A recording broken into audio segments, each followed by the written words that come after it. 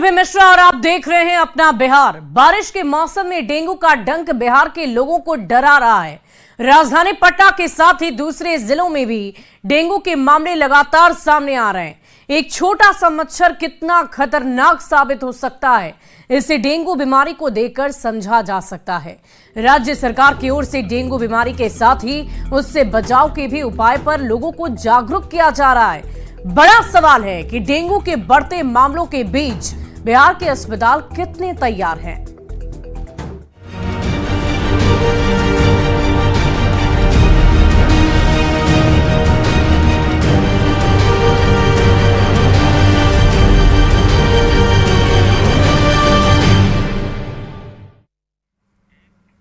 और बिहार में डेंगू का डंक लोगों को डरा रहा है। अब आपको दिखाते हैं राजधानी पटना सहित 5 जिलों की तस्वीर, जहां अस्पताल में डेंगू के मरीज पहुंच रहे हैं। अस्पताल में स्वास्थ्य विभाग की ओर से उनके इलाज के बेहतर इंतजाम किए गए हैं।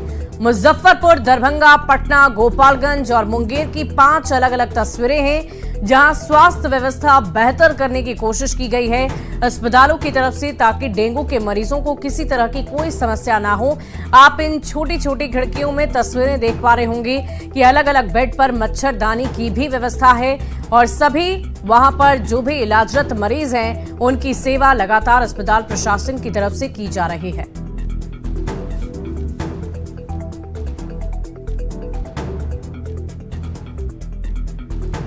तो ये तस्वीरें हम आपको लगातार दिखा रहे हैं। अलग अलग 5 जिलों की ये तस्वीरें हैं, जहां आप देख पा रहे होंगे कि कैसे अस्पताल में व्यवस्था रखी गई है डेंगू के मरीजों के लिए, और वही तस्वीरें इस वक्त आपकी टीवी स्क्रीन पर हैं। और चलिए अब आपको सबसे पहले ये बता देते हैं कि आखिर डेंगू बुखार के कौन कौन से लक्षण होते हैं। अगर आपको डेंगू हो जाए तो आप इसकी जानकारी खुद ही कैसे ले सकते हैं कि आप डेंगू से पीड़ित मरीज हो गए। सबसे पहले आपको तेज बुखार आएगा, सिर दर्द होगा, मांसपेशियों और जोड़ों में दर्द होगा। इसके अलावा अन्य जो लक्षण हैं उसमें लगातार उल्टी होना, मसूड़ों या नाक से खून का आना, ये भी डेंगू के लक्षण हैं। तो ये हम आपको पूरी जानकारी दे रहे हैं कि डेंगू बुखार के कौन कौन से लक्षण होते हैं। लगातार उल्टी होना भी एक बहुत बड़ा लक्षण है। इसके साथ साथ और क्या लक्षण है वो भी जानिए। मसूड़ों या नाक से आपके खून आएगा, ब्लड आएगा, तो आप समझ सकते हैं कि आपको डेंगू मच्छर ने काट लिया है। मूत्र मल या उल्टी में खून आना, इसके अलावा इन जगहों से भी आपको ब्लड निकल सकता है, ब्लड का रिसाव हो सकता है। त्वचा पर चकत्ते भी उभर सकते हैं, इसकी भी जानकारी डॉक्टरों की तरफ से दी जाती है। इसके अलावा डेंगू के दौरान प्लेटलेट्स का गिरना भी सामान्य बात है। कहा जाता है कि डेंगू मच्छर ने अगर आपको काट लिया है तो हो सकता है उस दौरान आपका प्लेटलेट्स भी डाउन हो जाए, गिर जाए, और इसकी वजह से तरह तरह की समस्या होती है, ब्लड की कमी भी हो जाती है। और देखिए बिहार में डेंगू के मरीज में लगातार वृद्धि हो रही है। रोजाना सिर्फ पटना में 15 से 20 डेंगू के मरीज मिल रहे हैं। पटना में कई हॉटस्पॉट बन गए हैं। बिहार सरकार ने भी डेंगू को लेकर अलर्ट जारी कर दिया है। बिहार के सबसे बड़े अस्पताल पीएमसीएच में भी डेंगू के लिए अलग से वार्ड बनाए गए हैं। और अधिक जानकारी दे रहे हैं न्यूज 18 संवाददाता शैलेंद्र कुमार। डेंगू के मरीजों में लगातार इजाफा होते जा रहा है। सबसे बड़ी बात है कि जिस तरीके से आंकड़े बढ़ रहे हैं वो चौंकाने वाले हैं, क्योंकि अभी तक 650 से अधिक डेंगू के मरीज बिहार में मिल चुके हैं। बिहार के सबसे बड़े अस्पताल पीएमसीएच के तस्वीर दिखा रहे हैं। यहाँ भी तकरीबन आधा दर्जन से अधिक डेंगू के मरीज फिलहाल भर्ती है। अलग से डेंगू वार्ड बना दिया गया है। स्वास्थ्य विभाग ने इसको लेकर के बिहार के सभी अस्पतालों के लिए अलर्ट भी जारी किया है। और यदि हम पटना की बात करें तो पटना में तकरीबन 250 से अधिक इस वक्त डेंगू मरीज है, जिनका इलाज अलग अलग जगहों पर चल रहा है। पूरे बिहार में यह आंकड़ा 650 से भी अधिक है। सरकार ने अलर्ट जारी कर दिया है, उसके बावजूद डेंगू पर रोकथाम नहीं हो पा रहा है। और दूसरी ओर पटना में कई हॉटस्पॉट हैं। राजेंद्र नगर की बात कर लें, दीघा की बात कर लें, गर्दनी बाग की बात कर लें, एजी कॉलोनी, पटेल नगर की बात कर लें, तो ऐसे कई मोहल्ले हैं जो हॉटस्पॉट के रूप में चिन्हित किए गए हैं। और इन्हीं मोहल्लों से सबसे अधिक डेंगू के मरीज मिल रहे हैं। अस्पतालों में अलग से वार्ड बनाया गया है। हेल्थ विभाग ने भी अलर्ट जारी किया और साथ ही साथ डेंगू से बचाव के लिए जागरूकता अभियान भी चलाया जा रहा है। बावजूद इसके हर साल की तरह इस बार भी बारिश का पानी जमा होने और अन्य कारणों के कारण डेंगू के मरीज अधिक मिल रहे हैं। मच्छरों के लिए भी नगर निगम को अलर्ट पर रखा गया है कि मच्छरों को भगाने के लिए लगातार फॉगिंग कीजिए, लेकिन फॉगिंग भी पूरी तरीके से नहीं हो पा रहा है, जिसके कारण कहीं न कहीं डेंगू के जो मरीज हैं उनमें इजाफा हो रहा है। अस्पताल अलर्ट पर है और सरकार ने भी इसको लेकर के कई पहल की है। कैमरा पर्सन अमित के साथ शैलेंद्र, न्यूज़ 18 पटना। और कहां कितने मरीज हैं डेंगू की, ये भी जान लीजिए। बिहार में डेंगू मरीजों की संख्या में लगातार बढ़ोतरी देखी जा रही है। डेंगू का हॉटस्पॉट बन चुका है राजधानी पटना, और पटना में डेंगू से एक मरीज की जान भी जा चुकी है। राजधानी में डेंगू के 227 मरीज मिले और मुंगेर में डेंगू के 3 नए मरीज पाए गए। और वहीं गोपालगंज जिले की बात कर लें तो वहां पर भी 13 नए मरीज पाए गए। मुजफ्फरपुर में 35 डेंगू के मरीज हैं। तो कुल मिलाकर आप देख पा रहे होंगे कि कैसे इन मरीजों की संख्या में लगातार बढ़ोतरी देखी जा रही है, और ऐसे में आपको भी सतर्क रहने की जरूरत है। अब आपको बताते हैं कि डेंगू बीमारी से बचने के लिए वो कौन कौन से उपाय हैं जिन पर आपको अनिवार्य रूप से ध्यान देना सबसे ज्यादा जरूरी है। सबसे पहले डेंगू से बचाव के लिए अपने आसपास की जगह को स्वच्छ रखें, साफ सुथरा रखें घर के आसपास, क्योंकि बारिश का मौसम है और बारिश के मौसम में ये मच्छर ज्यादा पनपते हैं, इसलिए आसपास पानी एकत्रित ना होने दे, इकट्ठा ना होने दे। घर के अंदर पानी 7 दिन से अधिक किसी भी बर्तन में ना रखें। अगर ऐसी जरूरत पड़े कि आपको पानी रखना है तो आप 7 दिनों से ज्यादा पानी का इस्तेमाल रखे हुए पानी का ना करें। पानी के सभी बर्तनों को आपको ढक कर रखना है। घरों में कूलर है या टंकियों की लगातार आपको सफाई करनी है। अगर आप घड़े रखते हैं घर में, घड़े का पानी पीते हैं, तो उसकी भी सफाई आपको लगातार करनी है। सप्ताह में एक बार ऐसा जरूर करें। सोते समय मच्छरदानी का उपयोग भी करें और अपने शरीर को पूरी तरह ढक कर रखें। जमा पानी निकालना संभव अगर ना हो तो काला तेल या टेमीफॉस दवा डालकर उसे बाहर निकाल दें। डेंगू बीमारी के लक्षण अगर दिखते हैं तो फौरन डॉक्टर से सलाह लें। इसमें किसी तरह की कोई देरी आपको नहीं करनी है, इसका खास ख्याल रखना है, क्योंकि ये बीमारी जब आप होती है तो इसमें बहुत तरह तरह की परेशानियां आती हैं, जो अगर ज्यादा बढ़ जाए तो वो मौत का कारण भी बन सकती है। आपके प्लेटलेट्स डाउन हो सकते हैं, आपको खून की उल्टियां हो सकती है, तरह तरह की परेशानियां आपकी बढ़ सकती है। इसलिए आप ये हमेशा ख्याल रखें, हमेशा ध्यान रखें कि अगर किसी भी तरह का कोई भी लक्षण आपके शरीर में नजर आता है तो आप तुरंत डॉक्टर से जरूर सलाह लें। बढ़ेंगे आगे। बिहार में डेंगू के बढ़ते मामले को देखते हुए स्वास्थ्य विभाग एक्टिव मोड में नजर आ रहा है। स्वास्थ्य विभाग की ओर से कई जरूरी निर्देश भी दिए गए हैं, जिनके बारे में आपको पूरी जानकारी दे देते हैं। सभी अस्पतालों में डेंगू जांच किट मौजूद हो, ये निर्देश दिए गए हैं। ब्लड प्लेटलेट्स और दवा की उपलब्धता सुनिश्चित की जाए, इसकी भी जानकारी दी गई है। डेडिकेटेड बेड की संख्या बढ़ाने के निर्देश दिए गए हैं और सभी जिलों में एम्बुलेंस की उपलब्धता सुनिश्चित की जाए, इसके भी निर्देश दिए गए हैं। डेंगू प्रभावित जगहों को चिन्हित किया जाए, बीमारी बढ़ने के कारणों का पता लगाया जाए कि आखिर क्यों डेंगू के मरीज की संख्या में बढ़ोतरी हो रही है। संभावित मरीजों की जांच की जाए, जहां पर लगता है कि बीमारी पनप सकती है वहां पर मरीजों की जांच जरूर की जाए। पोर्टेबल थर्मल फॉगिंग मशीन की पर्याप्त उपलब्धता हो, इसका भी खास ख्याल रखना है, ताकि अगर आसपास गंदगी है तो उसे फॉगिंग के माध्यम से खत्म करने की जरूरत है। डेंगू से बचाव के लिए जागरूकता भी जरूरी है। लोगों को ये जानना जरूरी है कि डेंगू जैसी गंभीर बीमारी से बचने के लिए उन्हें क्या करना होगा, और इसकी जानकारी अभी भी हमने भी आपको दी है। डेंगू नियंत्रण कक्ष की स्थापना हो, इसको लेकर सरकार की तरफ से निर्देश दिए गए हैं, ताकि किसी भी मरीज को किसी भी तरह की सुविधा से वंचित ना रखा जाए। बढ़ेंगे आगे। गोपालगंज में डेंगू का प्रकोप लगातार बढ़ता ही जा रहा है। यहाँ 13 नए मरीज मिले हैं। ज्यादातर मरीज ग्रामीण इलाकों में मिल रहे हैं और इनमें 3 मरीजों को मेडिकल कॉलेज गोरखपुर रेफर कर दिया गया है। ओपीडी और इमरजेंसी वार्ड में डेंगू के संदिग्ध कई मरीज इलाज के लिए पहुंच रहे हैं। सदर अस्पताल में डेंगू मरीजों के इलाज के लिए 10 बेड का स्पेशल वार्ड भी बनाया गया है। राहत की बात तो यह है कि यहाँ एक भी मरीज अब तक भर्ती नहीं है। सिविल सर्जन ने लोगों से सावधानी बरतने की अपील की है। व्यवस्था है, जांच की सभी सुविधा हमारे प्रखंडों में है, स्तर पर है। यहाँ पर सीबीसी मशीन लगा हुआ है और किट भी अवेलेबल है, जिससे प्राइमरी जांच होता है। कन्फर्मेशन के लिए जांच के लिए हम लोग यहाँ पेशेंट को बुलाते हैं। सदर अस्पताल में इलाजा जांच होता है। हम जनों से यही अनुरोध करेंगे कि आप लोग अपने घर में साफ सफाई रखें, कहीं भी पानी इकट्ठा ना होने दें। अगर गड्ढा है तो उसमें जो है मिट्टी का भर करवा दें। अगर टायर और डिब्बा ढकना और छत पर पड़ा है उसको सफाई कर दें, पानी फेंक दें। कूलर को हमेशा गोपालगंज में डेंगू ने पांव पसारना शुरू कर दिया है। गोपालगंज में डेंगू के अब तक 13 नए मरीज मिले हैं और इन सभी मरीजों को सदर अस्पताल के अलावा निजी क्लिनिक और 3 मरीजों को बेहतर इलाज के लिए मेडिकल कॉलेज गोरखपुर रेफर किया गया है। ज़्यादातर मरीज ग्रामीण इलाकों के रहने वाले हैं। इसके अलावा शहरी इलाके के भी 4 नए मरीज मिले हैं।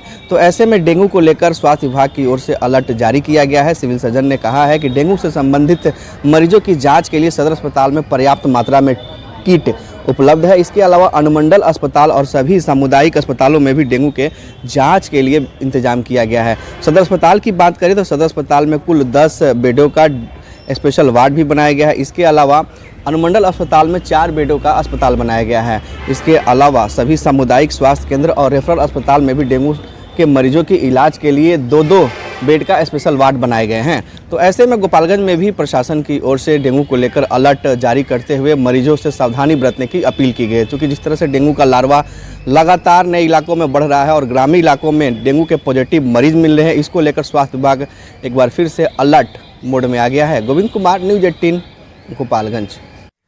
और मुंगेर शहर में डेंगू के मरीजों की संख्या लगातार बढ़ने लगी है। पहले से भर्ती एक डेंगू मरीज को एलाइजा टेस्ट में नेगेटिव पाए जाने पर घर भेज दिया गया। वहीं डेंगू के 3 नए मरीज भी भर्ती किए गए हैं जिनकी एलिजा जांच कराई जा रही है। तीनों मरीजों की प्लेटलेट्स काउंट 35,000 से 45,000 के बीच है। सदर अस्पताल उपाधीक्षक ने बताया कि सभी डेंगू के 4 संभावित मरीज अस्पताल में एडमिट हैं जिनका इलाज लगातार जारी है। सदर अस्पताल में 10 बेड का डेंगू वार्ड बनाया गया है और दवा भी पर्याप्त मात्रा में उपलब्ध रखी गई है। उपाधीक्षक ने घरों के आसपास पानी जमा नहीं होने और मच्छरों को पनपने देने से बचने की सलाह दी है। आपको बता दें कि डेंगू का मच्छर सुबह के समय में ही काटता है।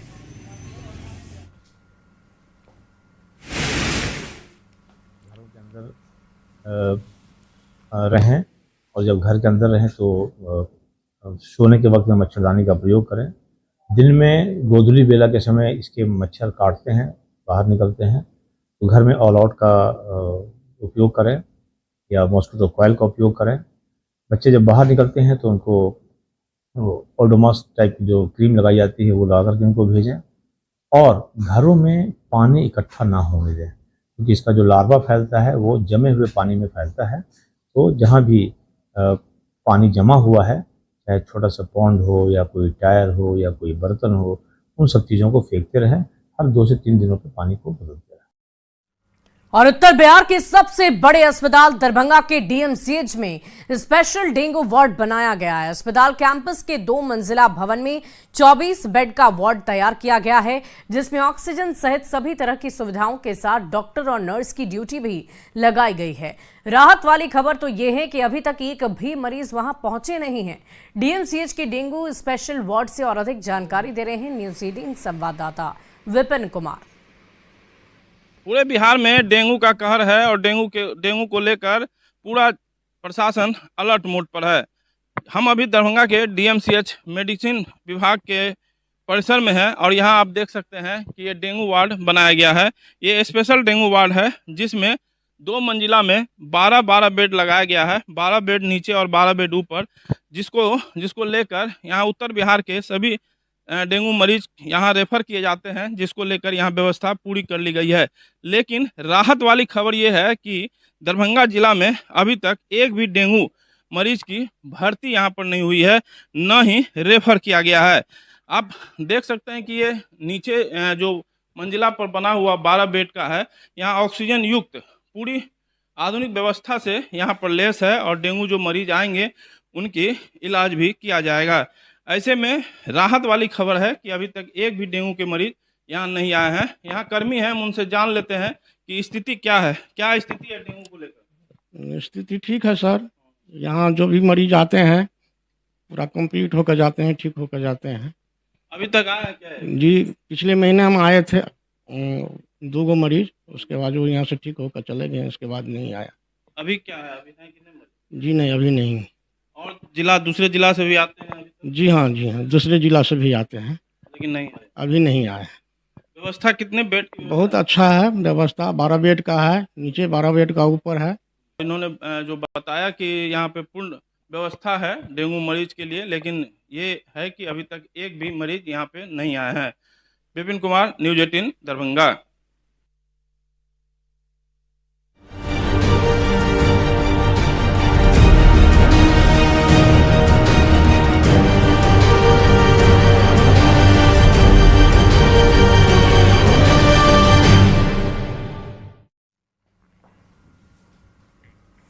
और बढ़ते हैं अगली खबर की ओर। तेजस्वी यादव की यात्रा से जुड़ी बड़ी खबर आपको बताएं, सूत्रों से मिली अहम जानकारी। तेजस्वी यादव समस्तीपुर से अपनी यात्रा की शुरुआत करेंगे। 10 सितंबर से तेजस्वी यात्रा पर निकलेंगे। अपनी यात्रा को जन संवाद का नाम दिया है। तेजस्वी यादव की तरफ से यही नाम दिया गया है। आपको बता दें कि जनता की समस्याओं को, उनकी फरियाद को सुनने के लिए तेजस्वी यादव इस यात्रा पर निकलेंगे। समस्तीपुर से उनकी इस यात्रा की शुरुआत होने जा रही है। 10 सितंबर से तेजस्वी यादव इस यात्रा पर निकलने वाले हैं और अपनी यात्रा को उन्होंने जन संवाद यात्रा का नाम दे दिया है। समस्तीपुर से इस यात्रा की शुरुआत उनकी तरफ से की जाएगी।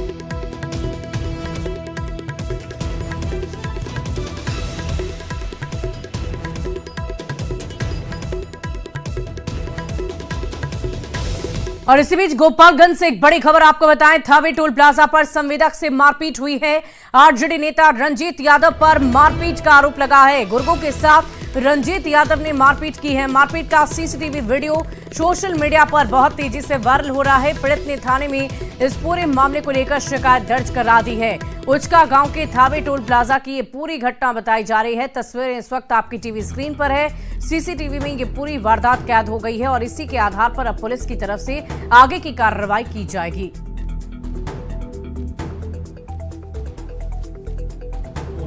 एक आरजेडी के नेता हैं, वो यहाँ दबंगई दिखाते हैं। लगभग 1 महीना से प्रताड़ित हमको कर रहे हैं। एक पिकअप गाड़ी आया, पिकअप गाड़ी वाले ने पहले कहा कि डीएसपी गोपालगंज का गाड़ी है। मैंने जांच पड़ताल किया, तब उस चालक ने रंजीत यादव का नाम लिया। रंजीत यादव फ़ोन पर मेरे साथ गाली गलौज किए और गाली गलौज करने के बाद अपने 20 गुर्गों के साथ आकर के टोल प्लाजा पर हमारे साथ हाथापाई किए, हमको मारे। और बड़ी खबर आपको मधेपुरा से बताएंगे, जहां सगे भाई ने अपने ही 2 भाइयों पर गोलियां बरसा दी है, जिसमें एक भाई की मौत हो गई तो वहीं दूसरा जिंदगी और मौत के बीच जूझ रहा है। मामला सदर थाना क्षेत्र के भिरखी का है। आपको बता दें कि कांग्रेस नेता बालेश्वर भगत के 4 बेटों में तीसरे बेटे राहुल कुमार ने पहले तो अपने बड़े भाई को दुकान में घुसकर गोली मारी, जिसके बाद घर पर अपने दूसरे भाई आनंद कुमार पर गोलियां बरसा दी। आसपास के लोगों की मदद से जख्मी को सदर अस्पताल में भर्ती किया गया है, जहां से उन्हें हायर सेंटर रेफर कर दिया गया। इधर सूचना मिलते ही पुलिस घटनास्थल पर पहुंचकर इस पूरे मामले की तहकीकात में जुटी हुई है। पुलिस ने आरोपी राहुल कुमार को गिरफ्तार कर लिया है।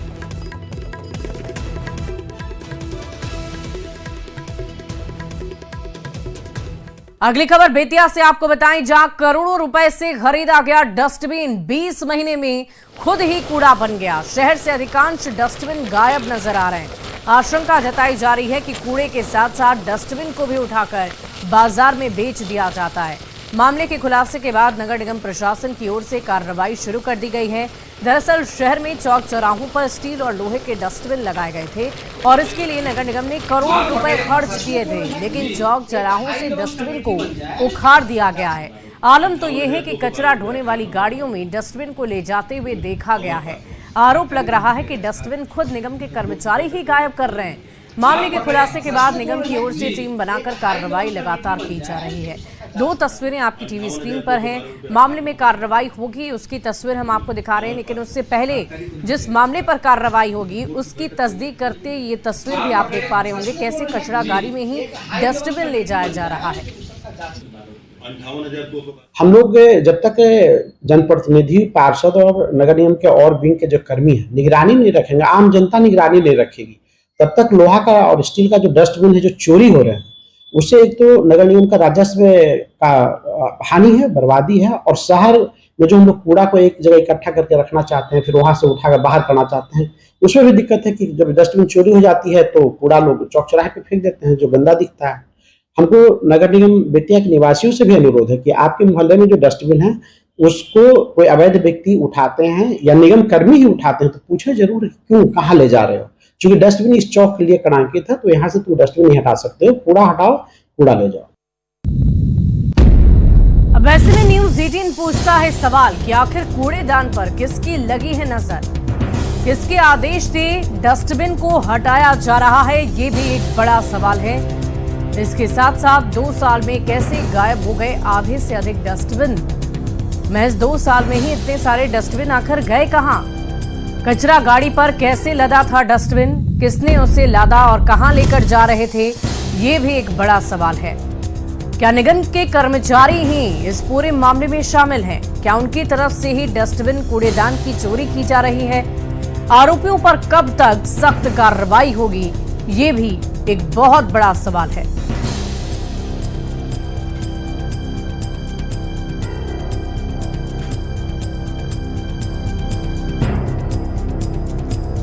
और जल संसाधन विभाग के मंत्री विजय चौधरी ने प्रेस कॉन्फ्रेंस की और सरकार की उपलब्धियों को गिनवाया है। इस दौरान उन्होंने कहा कि बाढ़ बिहार के साथ खास समस्या है और इसके कारण बिहार की अर्थव्यवस्था को नुकसान पहुंचता है। बिहार का 73% इलाका बाढ़ प्रभावित है और ऐसे में इससे निपटने के लिए सरकार की ओर से कई योजनाएं चलाई जा रही है, कई योजनाओं पर काम भी किए जा रहे हैं। मंत्री विजय चौधरी ने कहा कि गंगा नदी का पानी बढ़ गया है, जलस्तर बढ़ गया है, राजगीर और नवादा तक उसे पहुंचाया भी जा रहा है। इसके अलावा गया की बात कर लें, राजगीर की बात कर लें, नवादा की बात कर लें तो वहां तक ये पानी पहुंचता है।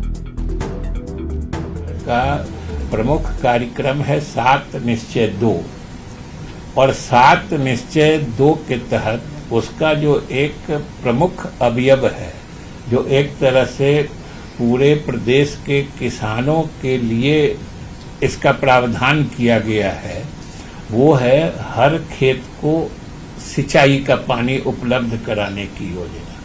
7 निश्चय 2 की ये एक महत्वपूर्ण योजना है कि हम लोग भौगोलिक रूप से कोई बहुत भाग्यशाली नहीं है। हम लोग का एकदम उत्तर और दक्षिण दोनों तरफ ऊंचा इलाका है और हम लोग हर नदी के निम्न भाग में है, मतलब निम्न प्रवाह वाले इलाके में है, जिसको लोअर राइपेरियन स्टेट कहते हैं ना। और फिलहाल इस बुलेटिन में अभी के लिए बस इतना ही, लेकिन न्यूज 18 बिहार झारखंड पर खबरों का सिलसिला लगातार जारी है।